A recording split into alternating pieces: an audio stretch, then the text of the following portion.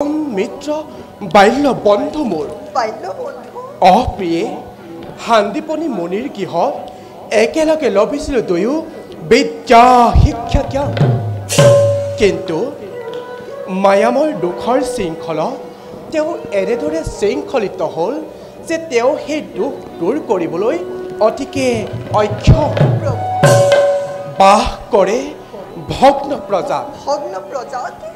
প্ৰিয়ে খোজি মাগি যি পায় তাকে কৰে ক্ষুধা নিবাৰণ সমগ্ৰ জগত যেতিয়া নেত্ৰা দেৱীৰ কোলাত নিমগ্ন হয় তেতিয়াই এক মনে এক ধ্যানে মোৰ নাম জপে নিৰন্তৰে প্ৰিয়ে ভকতৰ দুখহাৰী হে দয়াময় ভক্তৰ সহায়ৰ হেতু কিয় আপুনি যোৱা নাই আগবাঢ়ি সন্দেহ আছে নেকি সুদামাৰ ভক্তিৰ ওপৰত প্ৰিয়ে সন্দেহ নাই প্ৰিয়ে সুদামাক সন্দেহ কৰা মানে আমাৰ নিজৰ ওপৰতে সন্দেহ কৰা হ'ব তেন্তে প্ৰভু আপোনাৰ কৃপা দৃষ্টি কিয় বৰ্ষণ কৰা নাই প্ৰিয়ে মই তেওঁক কৃপা কৰিবলৈ সদা প্ৰস্তুত কিন্তু কি প্ৰভু কিন্তু সুদামাই যে মোক সেই সুযোগ আজি পৰ্যন্ত দিয়া নাই অৰ্থাৎ সুদামা নহয় কোনো সাধাৰণ মানৱ পৰম ব্ৰহ্মজ্ঞানী জিতেন্দ্ৰিয় তেওঁ জানে ভালদৰে তেওঁ দৰিদ্ৰতা তেওঁ কৰ্মফল সেয়েহে প্ৰিয়ে অহৰ্নিশে মোৰ নাম জপিছে যদিও কোনোদিন কৰা নাই দানৰ অনুৰোধ যদি প্ৰিয়ে সুদামাই মোক এবাৰলৈ হ'লেও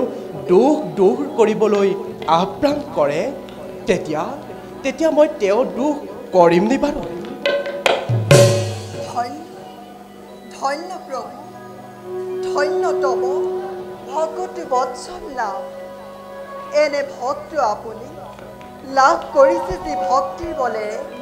প্ৰভু প্ৰিয়ে আপোনাৰ নাম উজলাই ৰাখিছে ত্ৰিদশৰ মধ্যত প্ৰভু প্ৰিয়ে আপোনাৰ সেই পৰম মিত্ৰ বাল্য বন্ধুক লগ পাবৰ বাবে মনত মোৰ ঘনে ঘনে ইচ্ছা হৈছে জাগ্ৰত প্ৰিয়ে প্ৰভু তোমাৰ ইচ্ছা মই কৰিম পূৰণ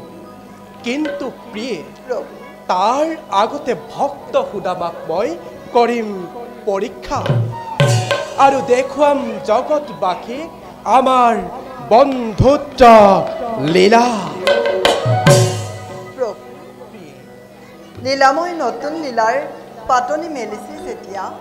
মোৰ ইচ্ছা পূৰণ হ'বলৈ বেছি ক্ষণ নাই প্ৰিয়ে বলা যাওঁ আমি খন্তেক বিশ্ৰামৰ হেতু বলা প্ৰভু